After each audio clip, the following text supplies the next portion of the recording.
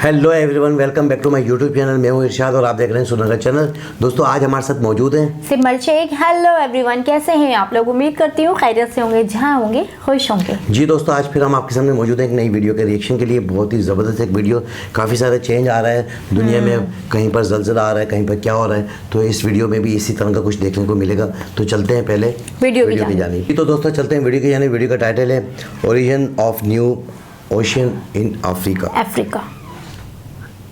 दुनिया का नक्शा बदलने वाला है। जल्द ही एक नए महाद्वीप का जन्म होने वाला है, क्योंकि अफ्रीका महाद्वीप दो भागों में टूट रहा है और दुनिया में एक नया महासागर आकार ले रहा है।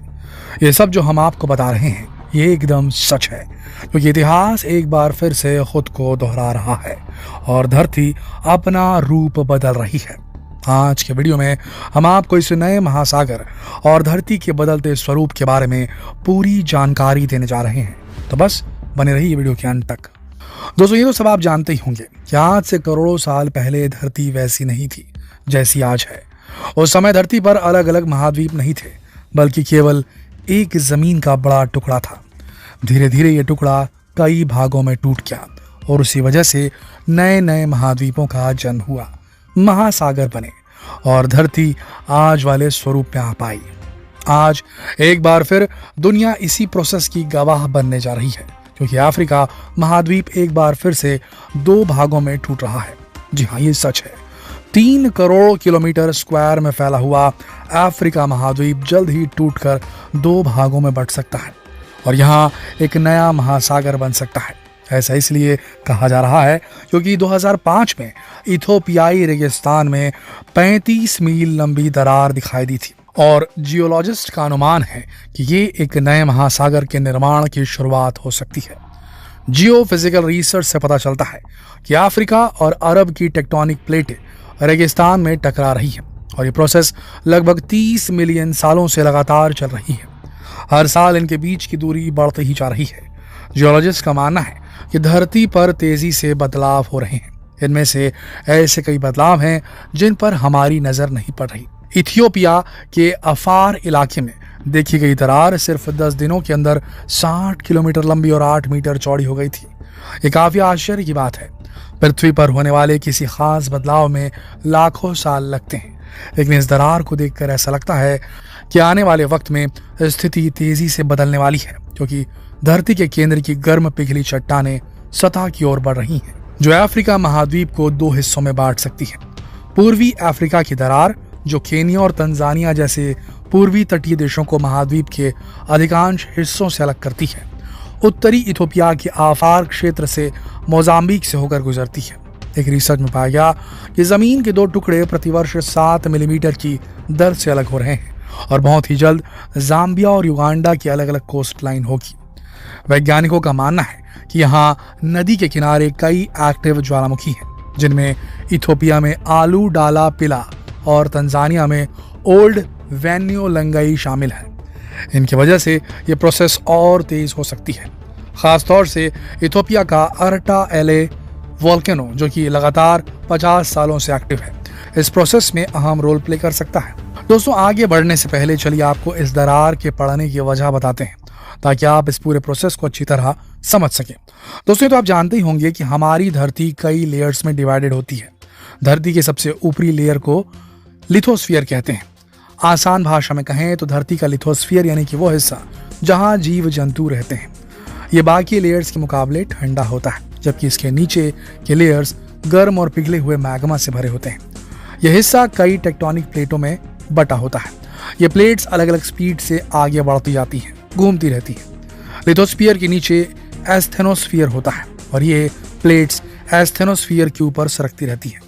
माना जाता है कि एस्थेनोस्फीयर में हो रहे मैग्मा के बहाव और प्लेटों की बाउंड्री से पैदा हुए फोर्स इन्हें डायनामिक बनाते हैं। ये डायनामिक फोर्स टेक्टोनिक प्लेट्स को कभी कभी तोड़ भी देती है। इससे धरती में दरार पैदा होती है। अब अगर बात अफ्रीका में आ रही दरार की करें, तो पूर्वी अफ्रीका की दरार घाटी दक्षिण में जिम्बाब्वे की तरफ, उत्तर में एडेन की खाड़ी से 3000 किलोमीटर की दूरी पर फैली हुई है। यह अफ्रीकी प्लेट को दो अलग अलग भागों में बांटती है। जब लिथोस्फीयर हॉरिजॉन्टल एक्सपैंडिंग फोर्स के नीचे होता है तो यह फैलकर पतली होती है, जिसे जियोलॉजिकल लैंग्वेज में रिफ्ट कहते हैं। और इसी प्रोसेस के बार बार रिपीट होने की वजह से पृथ्वी का ऊपरी हिस्सा यानी क्रस्ट काफी कमजोर हो जाता है और अलग अलग हिस्सों में टूटने लगता है। और इसी रिफ्ट की वजह से आखिरकार यह हिस्सा टूटकर 2 भागों में बंट जाएगा। रिफ्ट एक महाद्वीप के टूटने की शुरुआती प्रोसेस होती है। अगर ऐसा हुआ तो एक नया महासागर बेसिन का निर्माण हो सकता है। इसके पहले दक्षिण अटलांटिक महासागर के साथ ऐसा हो चुका है और अब एक बार फिर यह प्रोसेस एक नए महासागर का निर्माण कर सकती है। अब समझिए कि कैसे होगा। इथोपिया के आफार इलाके का कुछ हिस्सा समुद्र तल से नीचे है। बस एक 20 मीटर चौड़ी जमीनी पट्टी इसको अलग करती है। जैसे जैसे दरार फैलती जाएगी तो समुद्र का पानी इसमें भर जाएगा। इससे एक नया समुद्र बनेगा जो सब सोमालियाई प्लेट को दूर धकेल देगा। इस तरह सोमालिया और साउथ इथोपिया अलग हो जाएंगे। फिर अफ्रीका बहुत छोटा हो जाएगा और हिंद महासागर के ऊपर एक बड़े आइलैंड के रूप में उभरेगा। और इस तरह एक बार फिर धरती का स्वरूप पूरी तरह बदल जाएगा। लेकिन इस प्रोसेस में कितना टाइम लगेगा इसे लेकर वैज्ञानिक श्योर नहीं है। एरटा एले ज्वालामुखी में मैग्मा स्टोरेज को देखकर वैज्ञानिकों का अनुमान है कि आज से 5 मिलियन या 50 मिलियन साल बाद का सीन आज से बहुत अलग होगा। पूर्वी अफ्रीका का टेक्टोनिक्स आफार एरिया पृथ्वी पर उन कुछ स्थानों में से एक है जो चंद्रमा की सतह से काफी मिलता जुलता है। यह शुष्क और बंजर रेगिस्तान अंदर से लावा से भरा हुआ है।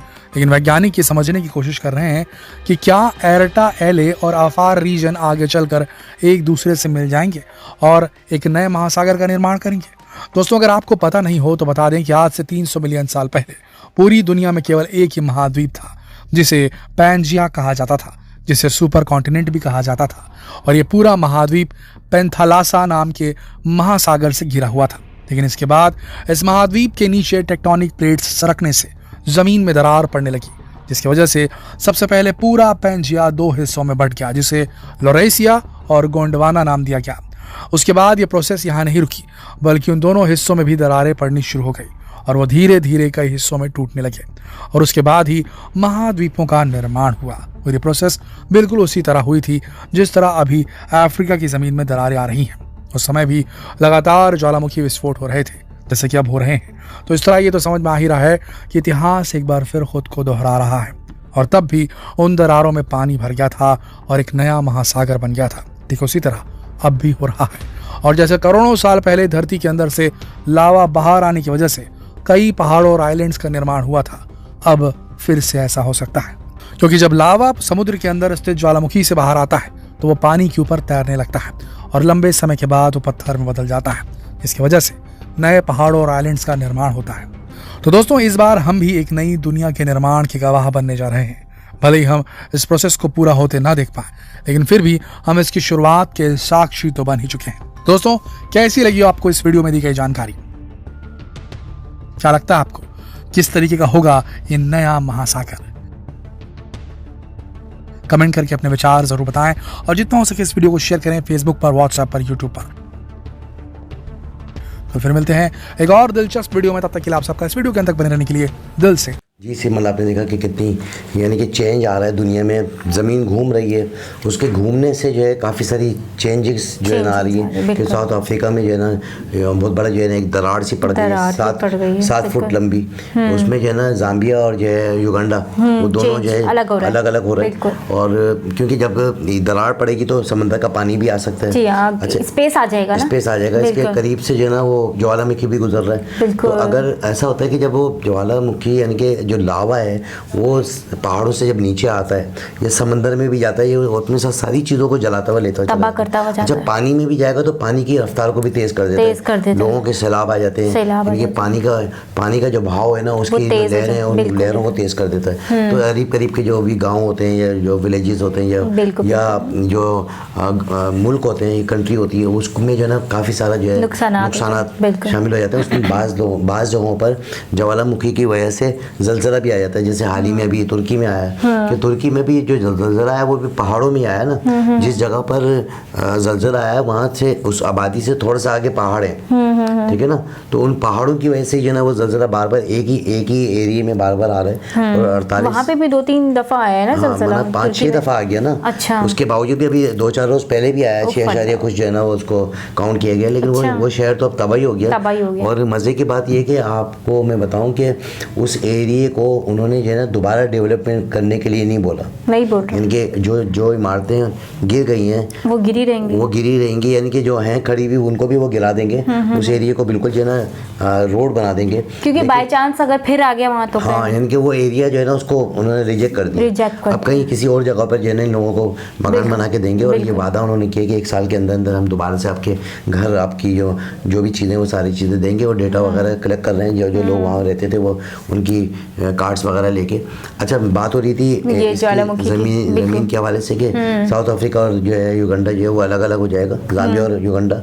तो वो वजह ये है कि लावा के फटने से और जो ज़मीन का जो चेंज होना और जो प्लेटें नीचे से आगे पीछे हो रही हैं उसकी वजह से काफ़ी सारा जो है चेंज आने वाला है ज़मीन की। तो ये साउथ अफ्रीका भी बहुत छोटा हो जाएगा, जाहिर सी बात है। जब वो कट जाएगा, बढ़ जाएगा, 2 हिस्सों में बढ़ जाएगा तो वो छोटा ही हो जाएगा। समंदर को रास्ता मिल जाएगा, समंदर अपना जो है एरिया बढ़ा देगा, कहीं से क्या क्योंकि ये जो आजकल जो हमें जो हमने जब से वो संभाला हम जो पहाड़ देख रहे हैं, तो इसका मतलब ये कि एक ज़माने में ज़मीन जो बिल्कुल प्लेन थी, और जब वो इस तरह की लावा फूटे या फटे या कोई भी चीज़ें उठी, कहीं से गैस निकली, कहीं से लावा निकला, तो ये पहाड़ नुमा हो गए कि एक एरिया वहाँ अपनी जगह पे खड़ा रहा और दूसरे एरिया जो है बिल्कुल नीचे बह गया, तो वो पहाड़ अपनी जगह पे खड़ा रहा।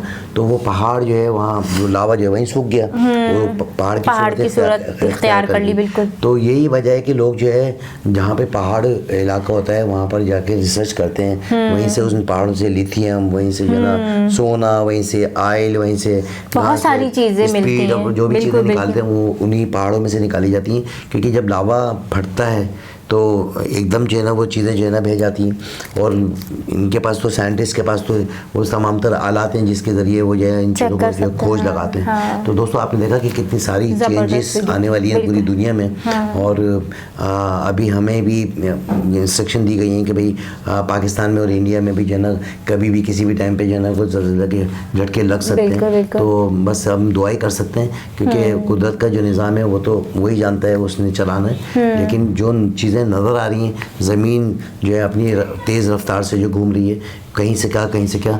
अच्छा, ऐसे भी होता था कि पहले यहाँ हमारे यहाँ कराची में जो है बहुत ज़्यादा सर्दी पड़ती थी, अब वो सर्दी नहीं पड़ रही, लेकिन इस दफ़ा पड़ी है सर्दी ज़्यादा, 15 दिन की 14-15 दिन की सर्दी पड़ती है, लेकिन पड़ी है इस महीने, इस दफ़ा तो महीने की पड़ी है डॉक्टर साहब। हाँ, तो 14-15 दिन की सर्दी होती है पहले, लेकिन गजब की पड़ी है। जैकेटें निकालते हैं, जब वो निकाल लेते हैं फिर दोबारा रखना पड़ जाती है। तो आप पंखे चल, लेकिन इस दफ़ा गजब की पड़ी और गर्मी भी गजब की होने वाली है। जिन इलाकों में जो है पहले एक ज़माने में यहाँ पे फुहार पड़ती थी और जो है तरोताज़ा रहता था, लोग घूमने के लिए आते थे यहाँ पर, लेकिन इस दफ़ा बारिशें नहीं हुई सर्दियों में। हर दफ़ा बारिशें होती हैं, बारिश नहीं हुई इस दफ़ा बारिशें नहीं हुई। पिछले महीने की 20 तारीख से बारिशें होना थी 1 हफ्ते तक, लेकिन वो हुई नहीं। तो ज़मीन अपना जो है रास्ता जो है गोल घूम रही है, उसकी वजह से काफ़ी सारी पूरी दुनिया में ये चेंजेस आई हैं। जिन जगहों पर सर्दी पड़ती थी वहाँ गर्मी पड़ना शुरू हो गई, और जहाँ गर्मी पड़ती थी वहाँ सर्दी पड़नी शुरू हो गई। ये एक चेंज आएगा। तो दोस्तों इसके साथ ही मुझे और सिमरन शेख को इजाज़त दें, अपना ज़रूर ख्याल रखिएगा, हमारे चैनल को लाइक करें, सब्सक्राइब करें, ताकि आने वाली तमाम तरह वीडियो आप तक पहुँचती रहे।